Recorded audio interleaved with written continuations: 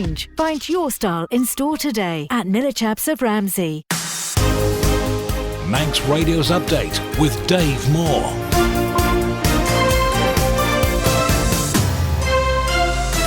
The time is 5 o'clock. You are listening to Manx Radio. I am Dave Moore and this is Update.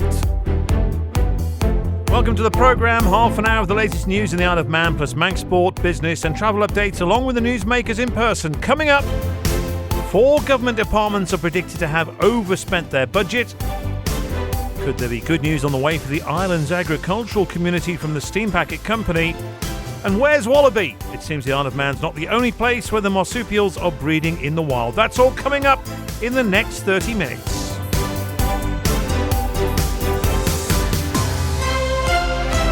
But first of all, the Update News headlines with Siobhan Fletcher. Faster Mai. Several government departments were predicted to be over budget in the first 3 months of this financial year. New figures have been released by Treasury following a commitment by the Minister to provide regular updates outlining the state of government finances. The 4 departments forecasting an overspend are Education, Sport and Culture, Enterprise, Infrastructure and Health and Social Care. The Manx Labour Party says it stands resolutely with healthcare being free at the point of use and strongly resists charges being introduced or services cut. It comes after Manx Care warned unpalatable decisions will be made in order to balance the books. The political party is calling for a renewed look at tax reform, saying thresholds for higher earners have been left untouched, while workers bear an unequal burden. The Steam Packet Company is set to announce what it terms a series of measures to address pricing concerns. It's hoping they'll benefit a wide range of people, including farmers who've been critical about the cost of freight. An Isle of Man economist has told Manx Radio he's concerned that the island's reputation is being tarnished by companies allegedly carrying out pig butchering. John Webster's comments come just days before a Countering Financial Crime conference, which is taking place on Wednesday.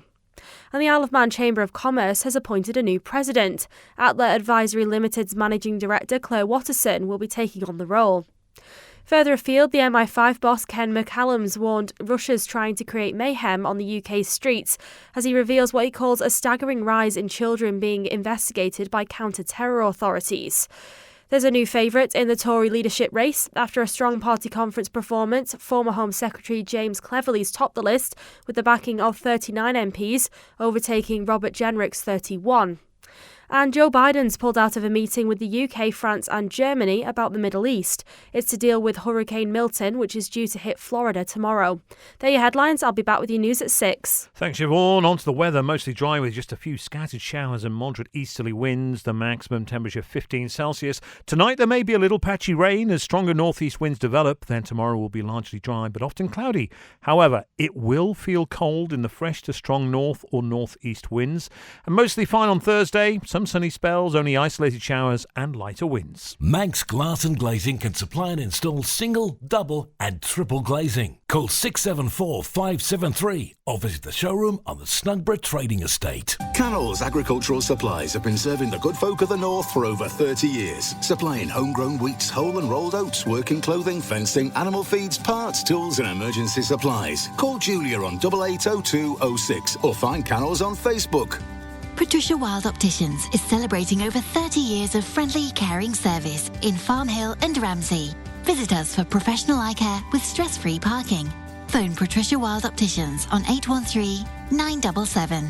For over 25 years, Langness Maintenance Services have been the block paving specialists, including property maintenance, fencing and landscaping. Fast, reliable and competitive. For a free no-obligation quote, call Paddy on 49667. Langness Maintenance Services, 49667. One architectural design company has particular expertise in achieving planning approval for a wide variety of projects, from landmark buildings to spectacular homes. Talk to the experts at Ellis Brown and get your project off the ground. For excellence in design, search Ellis Brown. You're listening to the Isle of Man's quintessential daily news and current affairs roundup. Update on Manx Radio. Several government departments could be over budget for the first 3 months of this financial year. New figures have been released by Treasury following a commitment by the Minister to provide what the department says are regular updates outlining the state of government finances. Siobhan Fletcher reports. The Central Government Summary Management Accounts document reveals overall government net expenditure is £1.7 million worse than the budget for the year to date before fund claims.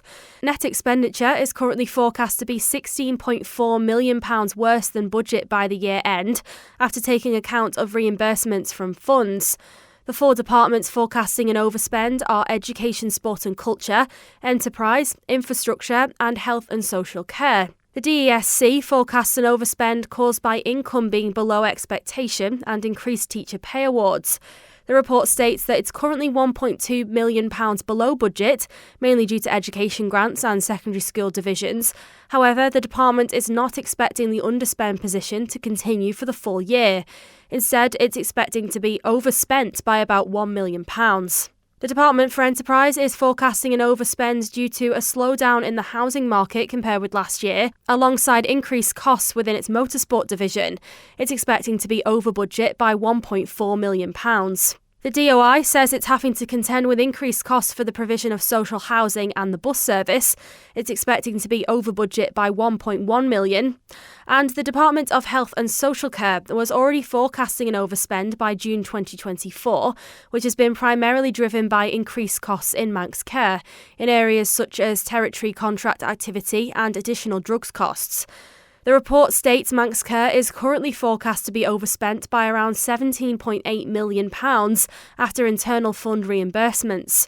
Employee costs are forecast to be £1 million over budget, but there is some additional risk relating to pay awards that are yet to be agreed. Elsewhere, Treasury, DEFRA, Home Affairs and the Cabinet Office are all predicted to be on or under budget for this financial year.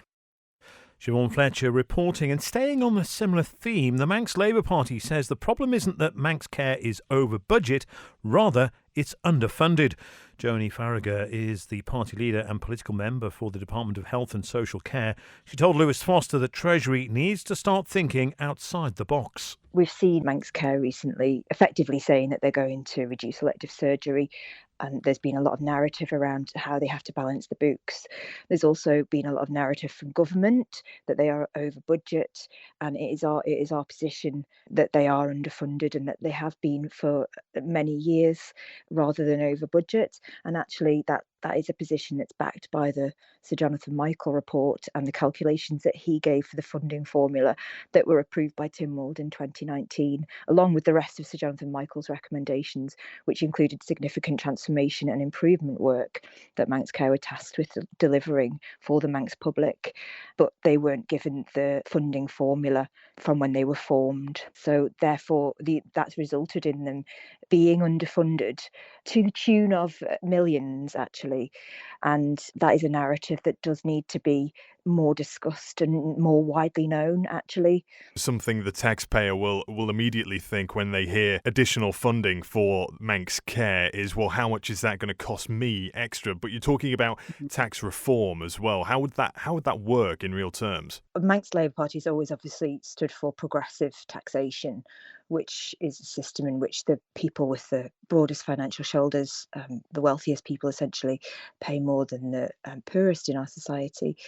But there are also a lot of other ways that Treasury could look to raising additional revenue that they don't ever seem to look at.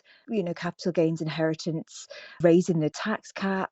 There just does seem to be this very, very fixed mindset that the only way that we can raise revenue is by taxing workers.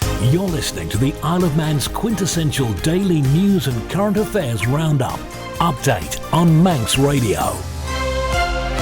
An Isle of Man economist says he's concerned the island's reputation is being tarnished by companies allegedly carrying out long-term scam and investment fraud.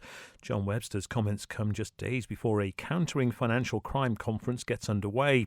Government insists it has a zero-tolerance attitude towards such activities and remains committed to identifying, disrupting and preventing international criminal activity.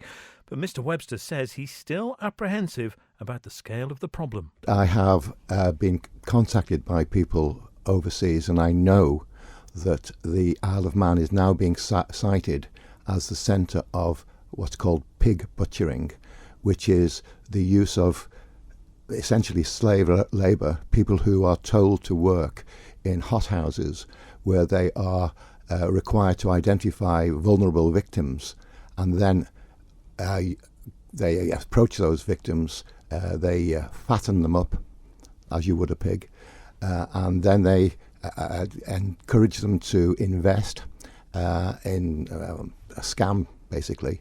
It's usually a cryptocurrency, and then they kill them off when they've got their money. Now, the Isle of Man is cited as the only place outside of Asia which is renowned for pig butchering, and that is very serious.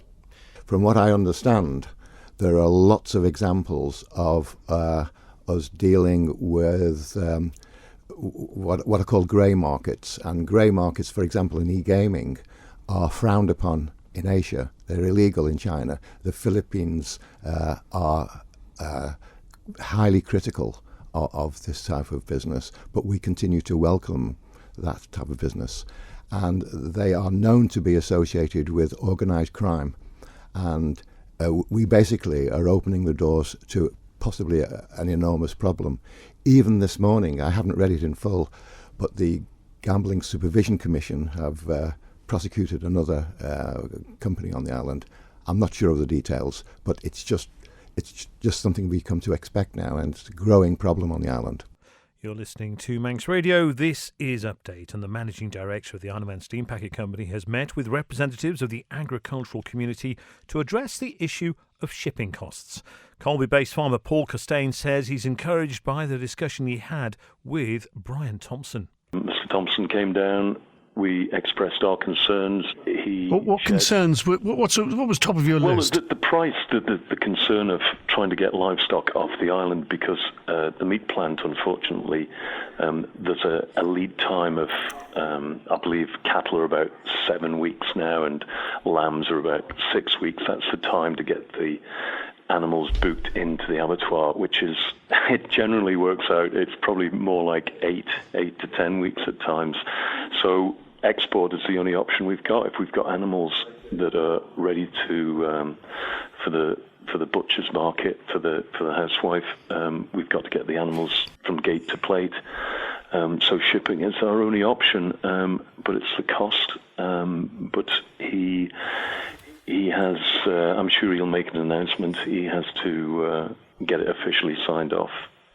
The prices, I don't know whether I can disclose that. But he is looking at it. He's looking at the prices. He's looked at it, yes. He's looked at it, and he's very, very, very cooperative, and it looks like there's a way forward. Did he give you any idea of when he might be talking to the powers that be, if I can put it that way? I think last Thursday, he was putting a proposal to government, to the Council of Ministers maybe, to see if they could sign that off, to see if we could encourage more export of general goods, not just agricultural goods. You know, the island needs to have a better access to the marketplace in the UK. That's all anybody really ever wants, you know, a face-to-face talk, explain their situation. We can explain our situation. I'm not acting on behalf of the Farmers Union. I'm just an individual farmer that wanted the best for the community, really. Let's move on to business news now, both here and abroad. And the Isle of Man Gambling Supervision Commission has fined a digital office hosting service for breaching anti-money laundering and counter-terrorism financing rules. They've issued Cyber Horizon with a £140,000 penalty, which was reduced from £200,000 due to the directors of the firm cooperating with the inquiry from an early stage. The investigation was carried out in June last year and uncovered several breaches, including not regularly reviewing its customer risk assessment. The company held a licence in the island between March the 5th, 2021 and September the 25th, 2023. In a statement, the Commission says any operator subject to a regulatory investigation should engage transparently, openly and urgently. The Isle of Man Ship Registry has added 4 Burge bulk new buildings to its roster as part of its decarbonisation drive. The boats were all delivered this year by Imabari Shipbuilding in Japan. The owner will pay lower registration fees due to the island's policy of rewarding more energy-efficient vessels. The Isle of Man Chamber of Commerce has appointed a new president. Claire Watterson is Atla Advisory Limited's managing director and will be taking on the role. UK and European markets were lower as regional sentiment soured further after a shaky start to the week, with investors responding to a slowdown in China's stimulus rally. The dollar held steady near 7-week highs as investors assessed the outlook for further US rate cuts, with concerns about the conflict in the Middle East and China's economy lending support. And oil prices edged lower as traders booked profits after prices rallied to their highest in over a month on Monday amid fears that the Middle East could be on the brink of a region-wide war. And gold prices fell as recent US employment data priced out the chances of a bigger rate cut, while markets awaited minutes of the Federal Reserve's latest policy meeting for fresh signals. Onto the markets at the close. The FTSE 100, 8,190. That's down 1.36%. The Dow Jones, 41,990. That's up 0.09%. The Nasdaq's at 18,128. That's up 1.14%. The exchange rates, the pound against the dollar, 1.309, and against the euro, 1.193. The commodities, gold is at $2,611. That's down 1.16%, with Brent at $77.18. That's down 4.8%. I'm running late again. Do you know where I put my car keys? In the fridge. Where's my phone? Under the dog basket. Bye. You haven't forgotten that we're seeing Ramsey Crookall later? Oh, no, of course not. 5 p.m, is it? 3:15. I'll be there. Life is busy. That's why Ramsey Crookall's team takes time to help you make a mindful investment decision, considering all the options, giving you full control of your financial future. Less stress, more assurance. Forgot to put my shoes on. Oh. See how we can make your money work for you. Call 717171 or visit ramseycrookall.com. Licensed and regulated by the Isle of Man Financial Services Authority. You're listening to the Isle of Man's quintessential daily news and current affairs roundup. Update on Manx Radio. A notice has been published asking residents in Castletown if they'd like to see Market Square closed all year round. Currently, the commissioners have closed the square for the summer season. It will reopen at the end of the month. Former board member and Castletown MHK Tony Brown says the decision to close the square in winter is illogical because there isn't the demand for the space. Our local democracy reporter Emma Draper has been speaking with him and a couple of residents about the decision. I happened to pick it up on the Isle of Man Courier. Noticed that there was this order for Castletown, or orders, 2 orders, which affected the Market Square. And I was very conscious that nobody would know about this unless they read the Courier, and whether we like it or not, there's a slight distribution problem at the moment. So I thought, well, people need to know that this is happening in case anybody wishes to express any concerns, any objections to it, especially retailers who might not be aware of it. So that's why I put it on Facebook. Just made the point that this is on Facebook. If you want to have a look at it and put your views in, then you've got till the 18th of October. So how have you seen the square grow and develop and change with the pedestrianisation from when you were in charge? During my time as Minister of Transport, we stopped the buses and vehicles using the Smelt Monument as a roundabout because that stopped a lot of the area being used up by vehicles, and it also meant, importantly, that it would be easy by keeping the traffic to the south side of the Smelt available for the Market Square to be closed off without affecting the flow of traffic. So it's always been in my mind that eventually we would work towards utilising the square better for the enjoyment of the people of the community. And I'm in favour, fully in favour, of the Market Square being closed off to traffic during what we would class as the visitor season, the summer season, wherever that may be. It ranges between Easter and September, depending when it falls. So I've always been in favour of that and making best use of the square for our benefit. So I don't have a problem with that at all. However, I do have a serious problem with the view that's been taken by the commissioners to close the square off for the whole year and every day, because it is, to be blunt, illogical. I like it being closed. It's a lot safer for the children. We come down here after school. They like to run around. It's summer especially. Love it in summer. Love all the different things they have on.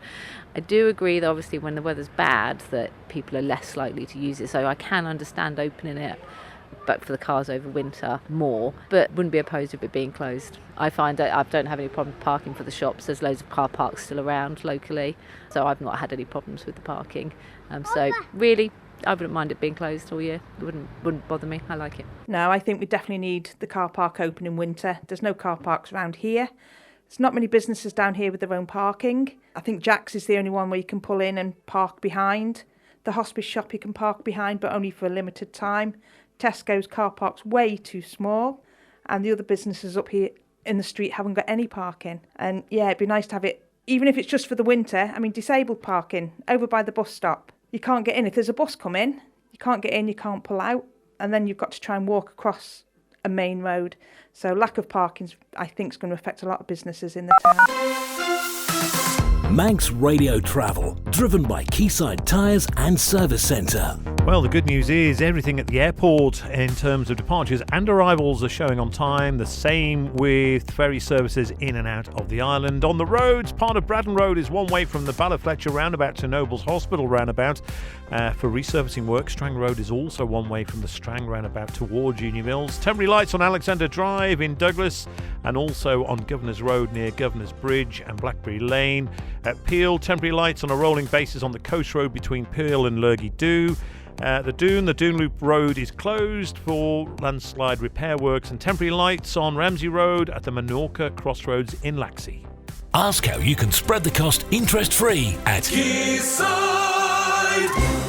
It seems the Isle of Man's not the only part of the British Isles where wallabies are living in the wild. Sightings have been made in England and Scotland, and the topic was raised on today's Jeremy Vine show on BBC Radio 2. Kathleen Graham.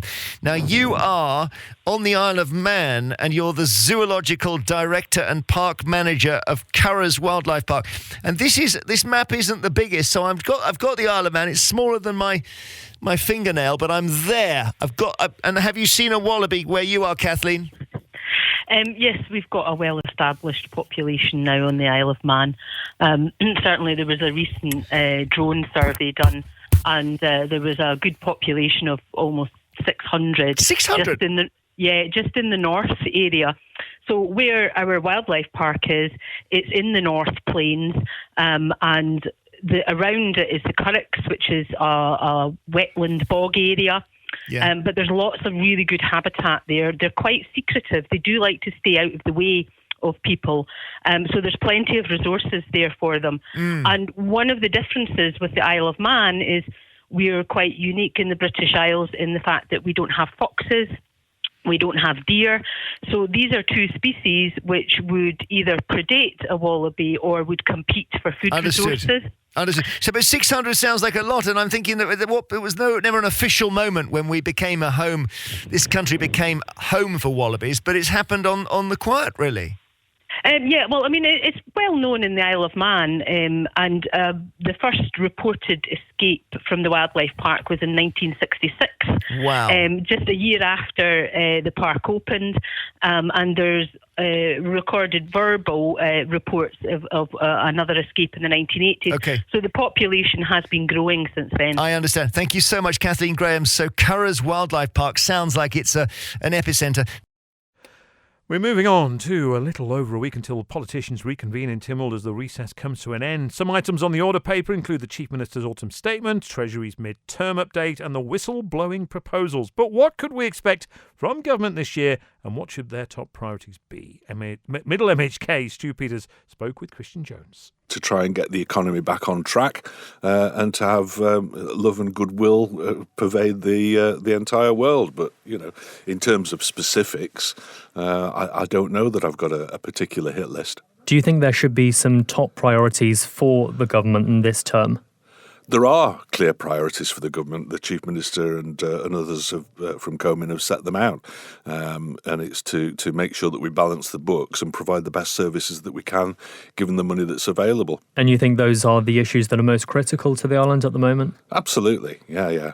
I mean, we don't suffer from the same problems that they have across in the UK. So we're not having riots on the streets at the moment, thankfully.